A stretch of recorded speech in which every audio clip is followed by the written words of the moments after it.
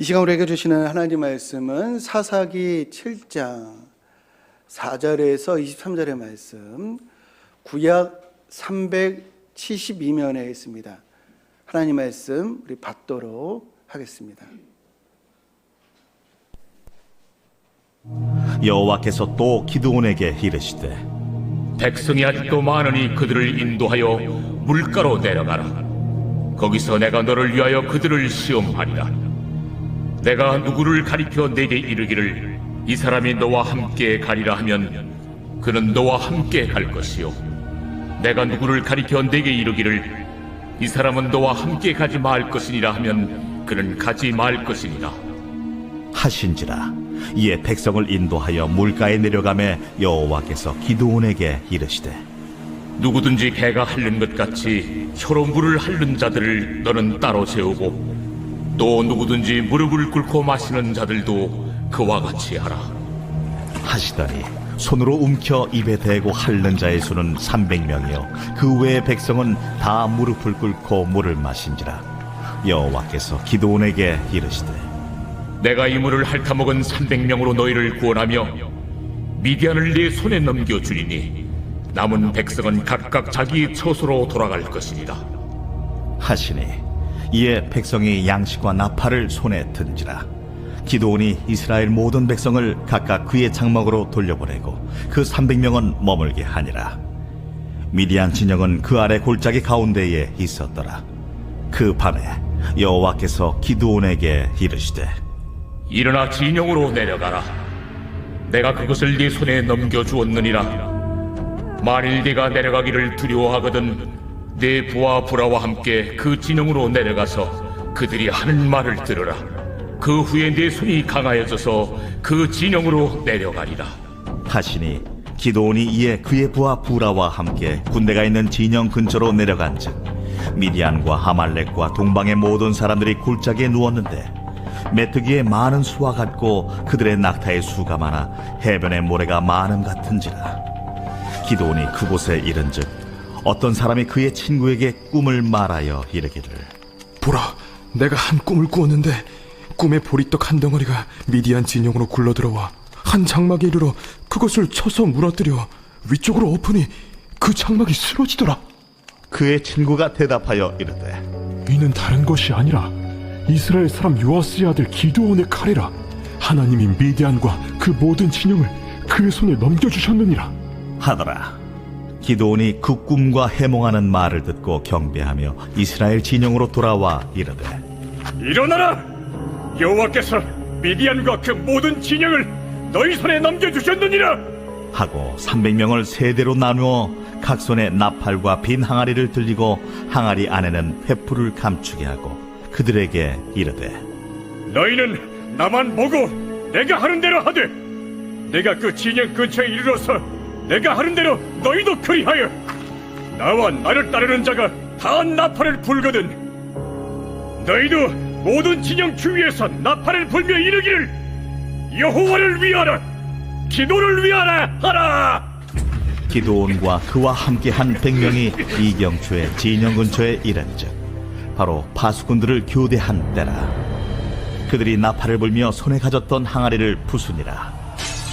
세대가 나팔을 불며 항아리를 부수고 왼손에 횃불을 들고 오른손에 나팔을 들어 불며 외쳐 이르되, 여호와와 기드온의 칼이라 하고 각기 제자리에 서서 그 진영을 애웠으니 그 온 진영의 군사들이 뛰고 부르짖으며 도망하였는데 300명이 나팔을 불 때에 여호와께서 그 온 진영에서 친구끼리 칼로 치게 하심으로 적군이 도망하여 스레라의 벳시다에 이르고 또 탑밭에 가까운 아벨무홀라의 경계에 이르렀으며 이스라엘 사람들은 납달리와 아셀과 온 므낫세에서부터 부름을 받고 미디안을 추격하였더라.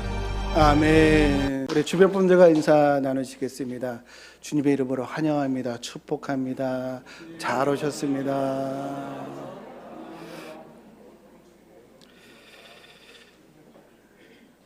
가나안 땅을 출애굽 후에 정복을 하고 왕이 세워지기 전까지의 시대를 사사 시대라고 하는데 그 기간이 450년이라고 합니다. 오늘 본문은 450년 중에 중간쯤 되는 시기인데 이스라엘 백성들이 여호와의 목전에서 악을 행하여 7년 동안 미디안의 압제를 당하게 됩니다. 미디안, 아말렉, 동방 사람들, 이 해변의 모래알 같이 메뚜기 떼와 같이 이스라엘 언덕에 모여서 밀 추수할 때, 보리 추수할 때, 양털 깎을 때 때마다 침략을 해서 싹 다 가져가는 큰 고통과 또 어려움을 당하게 되는데 7년이 지났을 쯤에 드디어 그들이 깨닫고 하나님께 회개하게 됩니다. 이처럼 구약시대에는 백성들을 깨우치도록 하기 위해서 전쟁이라든지 기근이라든지 이방 나라의 침략을 통해서 고난이 회개의 촉매제가 되어서 하나님의 공의, 언약의 중요성을 깨닫게 하셔요.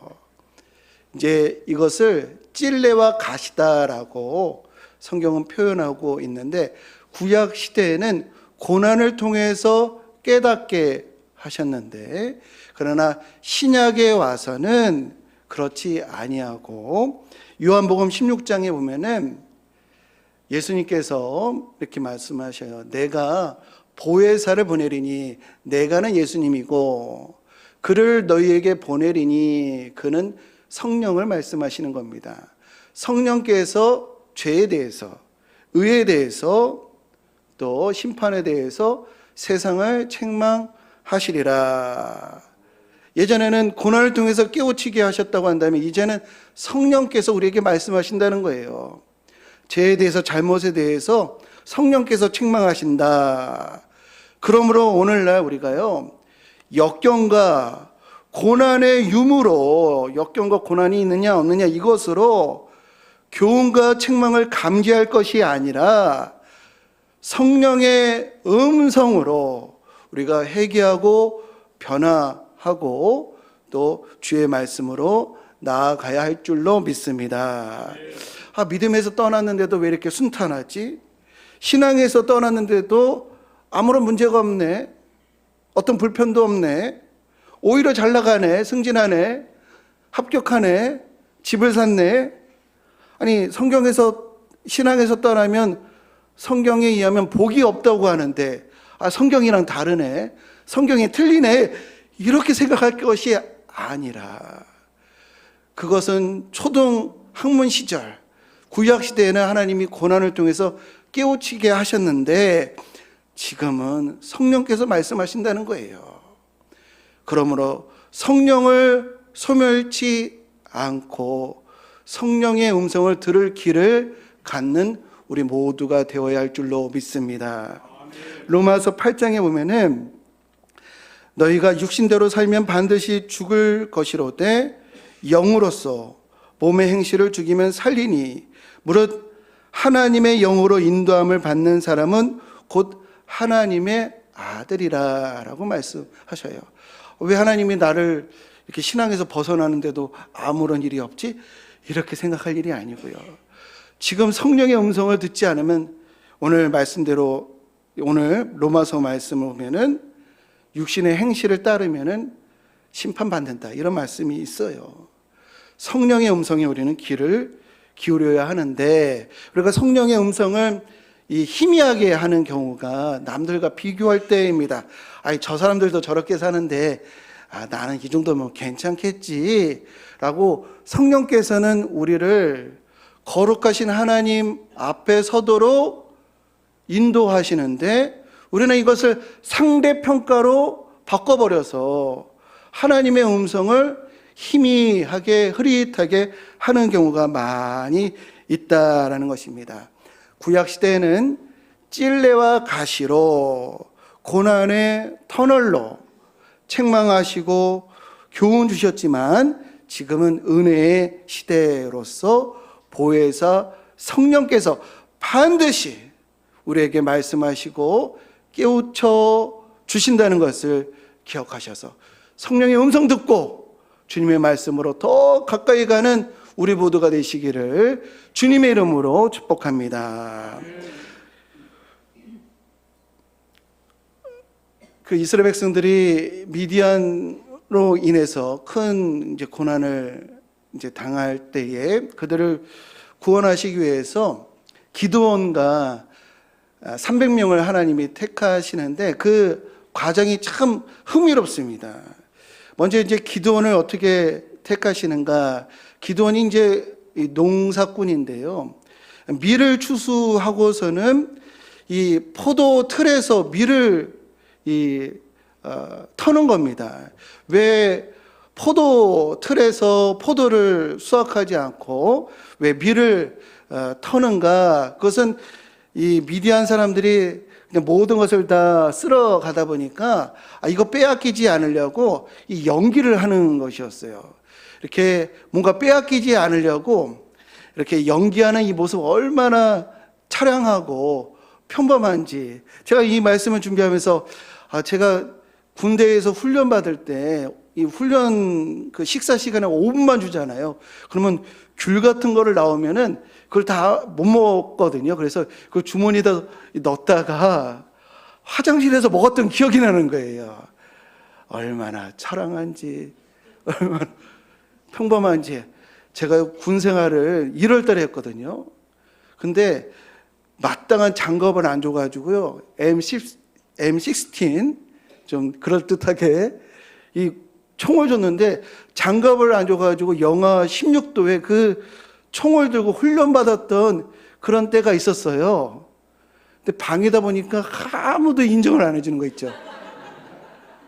이런 얘기를 해도 그 손이 터가지고 한 몇 개월 동안 이 손 튼 게 사라지지 않을 정도로 그랬었거든요. 방이라고 그런 것도 안 줘요. 장갑도 안 주고 막 그랬는데 말을 해도 뭐 인정도 못 받고 방이니까 편했지. 뭐 하여튼 그랬던 것들을 생각해 보면 얼마나 처량해요. 얼마나 평범해요. 기드온이 그랬습니다.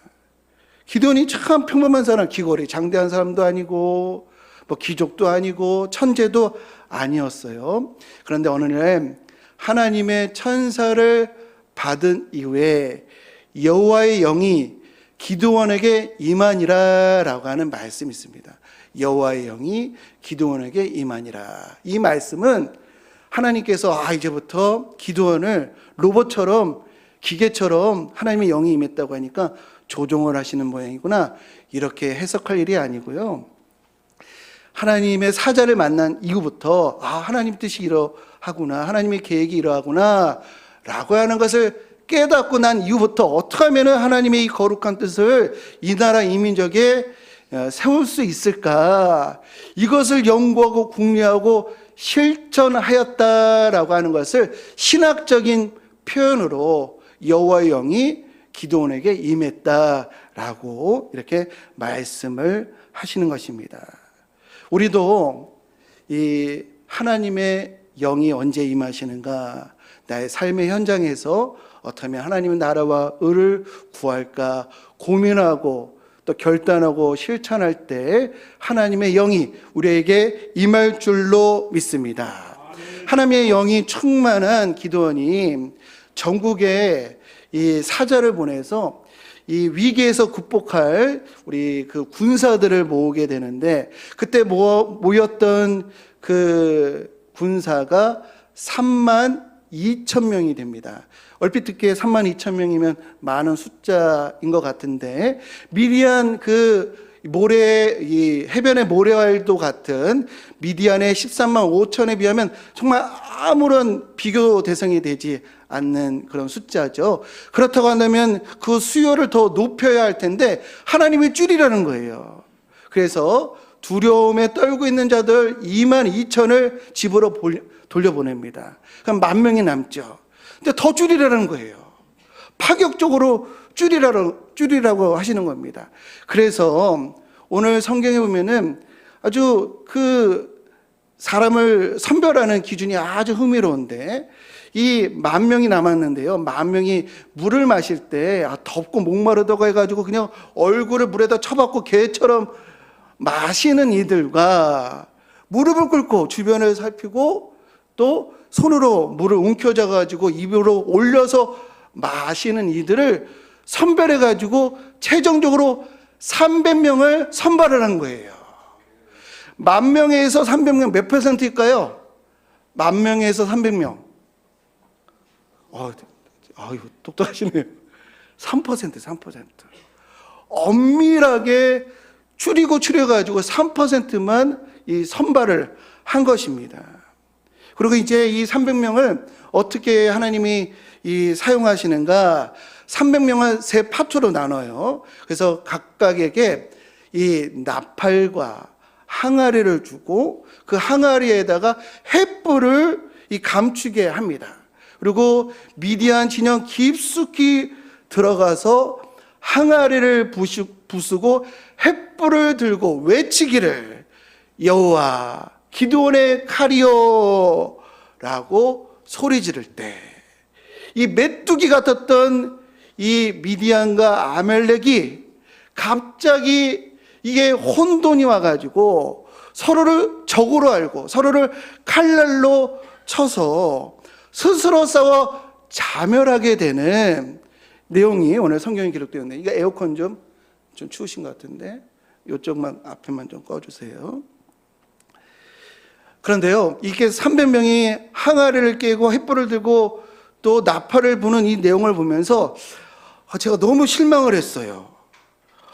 이 300명 뭐 하는 사람들인가 이런 생각이 드는 겁니다. 저는 지금까지 기드온의 용사해가지고 정말 용사인 줄 알았어요. 근데 막 항아리 깨고 횃불 들고 나팔 부는 것, 이게 뭔가. 그 유명한 300이라고 하는 영화가 있습니다. 많이들 보셨겠지만 이 영화는요, 뭐 허구가 많이 들어가 있지만 이 페르시아 30만 대군이 그리스를 쳐들어갔는데 그때 스파르타의 300명의 용사들이 그들과 대응했다, 싸웠다, 항거했다, 이런 역사적인 사실을 가지고 영화를 만든 거거든요. 그런 사람들인 줄 알았어요. 저는 기드온의 300명의 용사들이 용맹스러운 싸움권 실력자, 이 난세의 영웅인 줄 알았거든요. 근데 항아리 깨고 횃불 들고 나팔 부는 거 누구나 할 수 있는 일 아닌가? 아니, 누구나 할 수 있는 일을 아무도 할 수 없는 일인 것처럼 사람들을 선별하셔가지고 누구나 할 수 있는 일을 시키는 이 내용이 너무 황당하게 저에게는 다가왔습니다. 이 국가에서 가장 똑똑하고 총명한 젊은이들을 선발해가지고 반도체 연구소에 보내는 것이 아니라 나사 조이고 풀린 이 볼트를 조이게끔 하는 이런 일을 시키는 것 같은 그런 인상을 제가 받게 되었습니다. 기드온의 300명의 용사라고 하는데 그게 아니었네.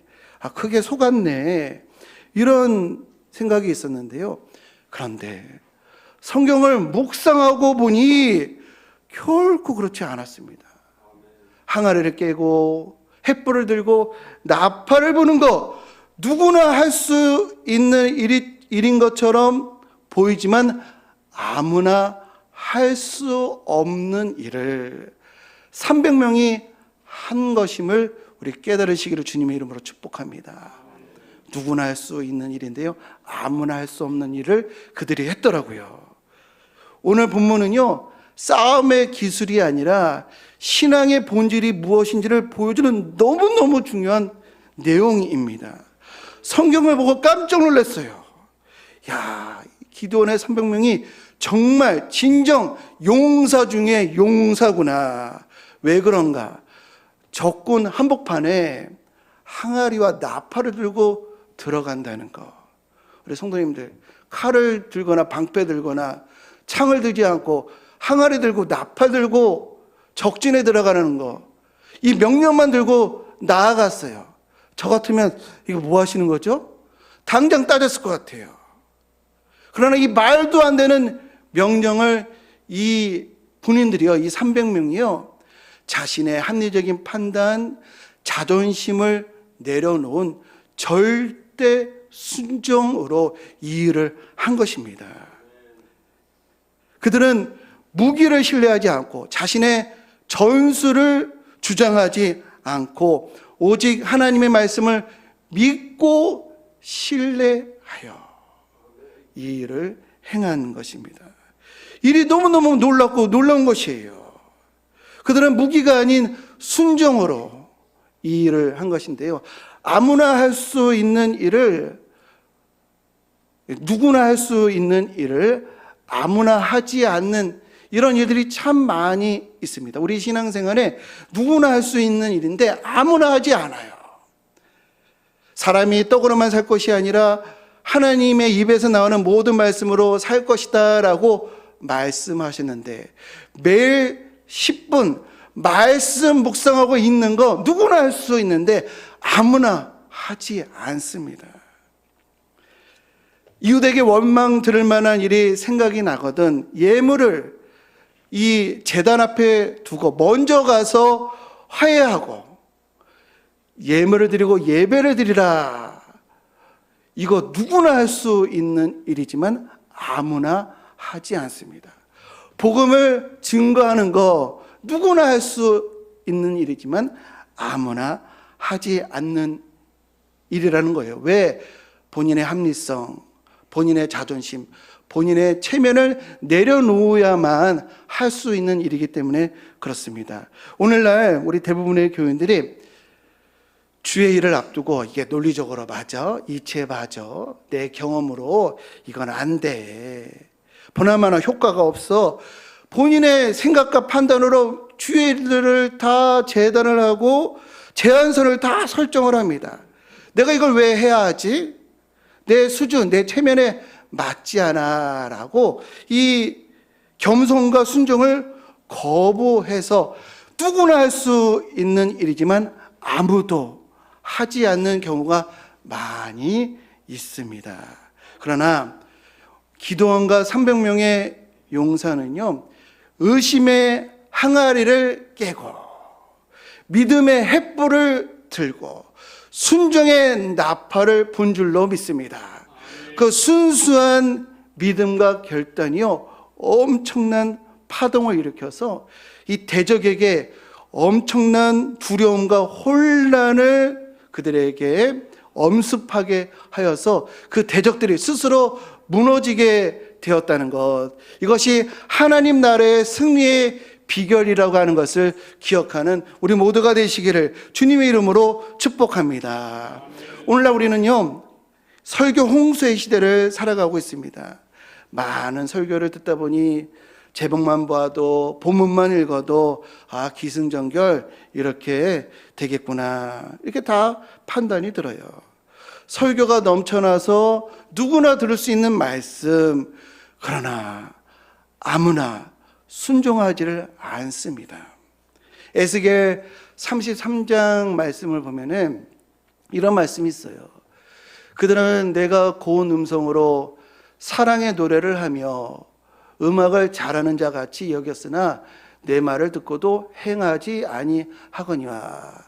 이 말씀이 무슨 의미냐면요, 설교를 듣고 선지자들의 얘기를 받고 설교 잘하네, 그거 참 감동적이네, 이렇게 좋은 노래로만 듣고 하나님 말씀을 그렇게 듣기만 하고 순종하고 결단하고 실천하는 일들이 없었다라고 하는 한탄의 말씀입니다. 우리가 많은 설교를 듣지만 저와 여러분들이 순종하지 않으면 무의미한 신앙, 행함이 없는 믿음은 죽은 것이라고 했는데, 죽은 믿음을 차곡차곡 쌓을 수밖에 없다라고 하는 것을 우리 기억해서 깨어있는 우리 모두가 되시기를 주님의 이름으로 축복합니다.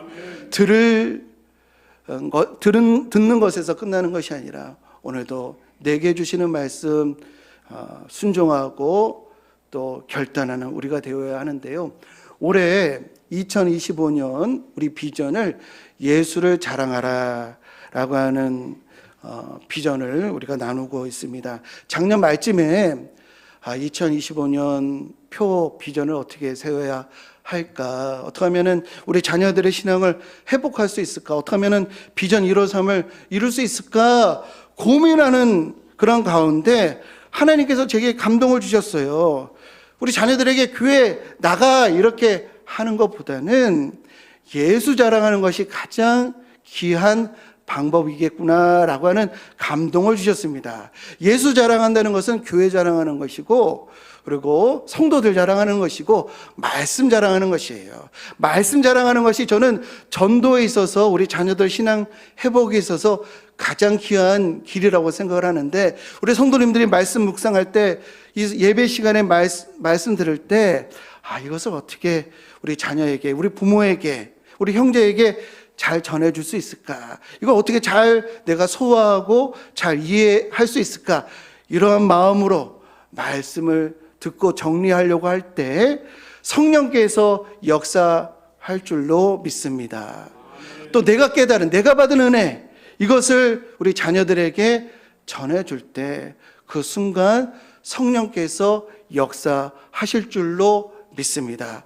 분명한 것은 우리 성도님들을 향한 이 가정을 바라보는 그런 성령의 음성이 있으시다는 거예요.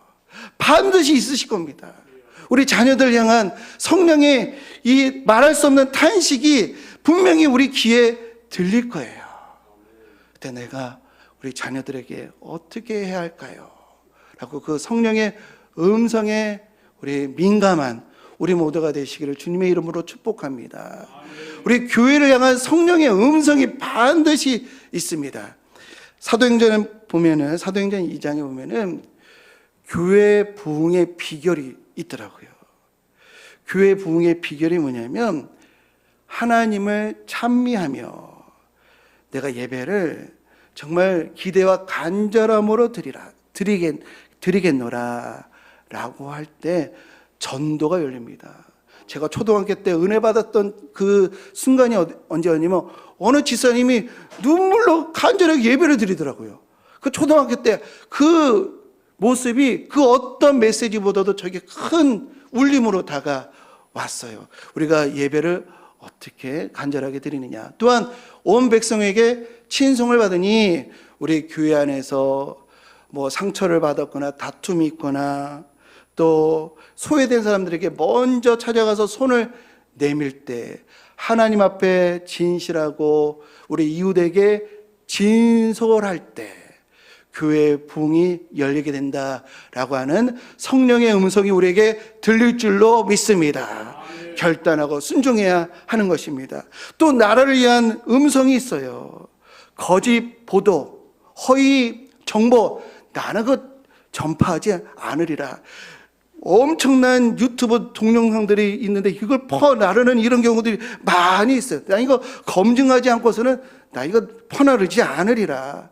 난 정직한 소비, 품이 있는 시민의 모습 내가 보이리라. 아무렇게나 행동하지 않으리라. 내가 진리와 정의에 위반되는 것에는 침묵하지 아니하리라 라고 하는 성령의 감동과 음성이 우리에게 있는 줄로 믿습니다. 성경 맨 마지막이 요한계시록이잖아요. 요한계시록 맨 마지막이 22장입니다. 17절에 성령이 우리를 계속해서 부르신대요. 구약시대에는 고난으로 깨닫게 하시지만 지금은 성령께서 계속해서 우리를 부르신다고 말씀하시는데 그 성령의 음성에 반응하시고 그 음성을 들을 수 있는 귀가 있는 우리 모두가 되어야 하겠습니다.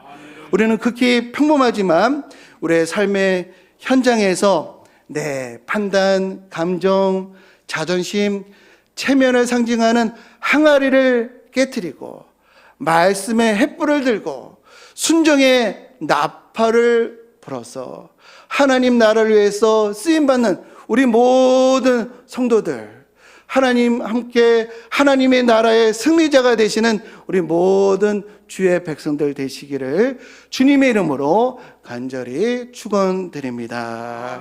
이 시간 우리 불순종의 항아리를 깨고 믿음의 횃불을 들고 또 순종의 나팔을 불리라라고 하는 심정으로 우리 함께 찬양하겠습니다. 아무도 예배하지 않는 그곳에서 내가 주를 예배하리라. 아무도 찬양하는 그곳에서 나는 주를 찬양하리라 라고 하는 찬양의 가사, 하나님 나를 사용하여 주옵소서. 우리 함께 우리 고백적인 찬양하겠습니다.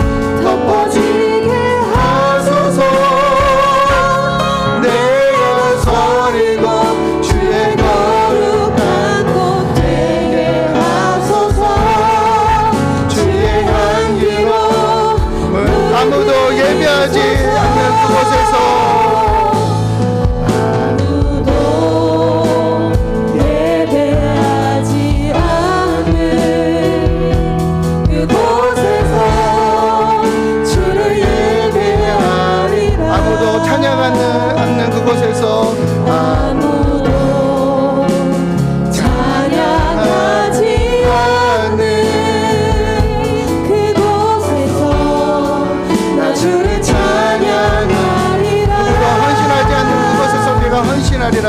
누구도 헌신하지 않는 그곳에서 주께 헌신하리라. 누구도 증거하지 그곳에서 나 주를 증거하리라. 그곳에서 주님 도와주옵소서. 은혜를 부어주옵소서. 내가 받는 모든 땅 주를 예배하게. 내가 받는 모든 땅 주를 예배하게 하소서. 주의 보혈로 덮어지게 내가 선이고 주의 거룩한 것 되게 하소서. 선이고 주의 거룩한 곳 되게 하소서. 주의 향기로 내가 받는 모든 땅 주를 예배하게 하소서. 우리 다 함께 일어나셔서 찬양하겠습니다. 내가 받는 모든 땅 주를 예배하게 주의 보혈로 덮어주소서. 보혈로 덮어지게 하소서. 내가 선이고 주의 거룩한 곳 되게 하소서. 주의 향기로 물들이소서. 시간에 우리 함께 기도하겠습니다. 우리 가정, 교회, 우리 사회에서 하나님의 음성이 분명히 있을 터인데 그 불순종의 항아리를 깨지 않으면, 믿음의 횃불을 들지 않으면, 순종의 나팔을 불지 않으면 아무것도 일어나지 않겠지만 내가 그 일을 하겠습니다. 내가 기도원의 300의 용사가 되겠습니다라고 결단하며 우리 주의 이름 부르며 함께 기도하겠습니다. 주여, 이 시간 말씀 앞에 서게 하여 주심을 감사합니다. 이 시간 하나님 주의 고난 가운데 하나님 회개하고 하나님 아버지 기도를 통해서 구원하셨던 역사가 지금도 동일한 줄로 믿습니다. 그러나 지금 성령께서 우리에게 말씀하시고 성령의 음성을 들려주실 때 그 음성에 민감하게 반응하게 하여 주옵소서. 하나님의 음성 누구나 들을 수 있으나 아무나 순종하는 것이 아니기에 항아리를 깨뜨리고 횃불을 들고 나팔을 부는 누구나 할 수 있지만 아무나 하지 않는 그 순종의 걸음 우리 나가게 하여 주옵소서. 성령 하나님, 오늘도 저의 마음을 깨우쳐 주시고 죄와 의와 심판에 대해서 책망하실 때 그 음성에 귀 기울이게 하여 주옵소서. 하나님, 성령의 음성 앞에 자기를 살피게 해주시고 하나님 아버지 불순종의 탈배 항아리를 깨들고 말씀의 빛을 들게 해주시고 순종의 나팔을 보는 인생 되게 하여 주옵소서. 우리 가정, 교회, 나를 위한 주의 사명 감당케 하옵소서. 주여, 이제는 우리에게 우리의 죄에서 구원하여 주시고 순종의 본을 보여주신 예수 그리스도의 은혜와 세상을 창조하시고 다스리시는 하나님 아버지의 무한하신 사랑하심과 의심의 항아리를 깨뜨리고 믿음의 횃불을 들고 순종의 나팔을 불게 하시는 성령 하나님의 감화, 감동, 교통, 충만하심이 오늘도 순종으로 하나님의 뜻을 내 가정과 교회와 이 사회 가운데 이루리라 결단하는 주의 백성들 머리머리 위에, 그들의 가정과 삶의 자리 위에, 또 광석교회와 이 나라 이 민족 위에 이제부터 영원토록 함께 하시기를 간절히 축원하옵나이다. 아멘.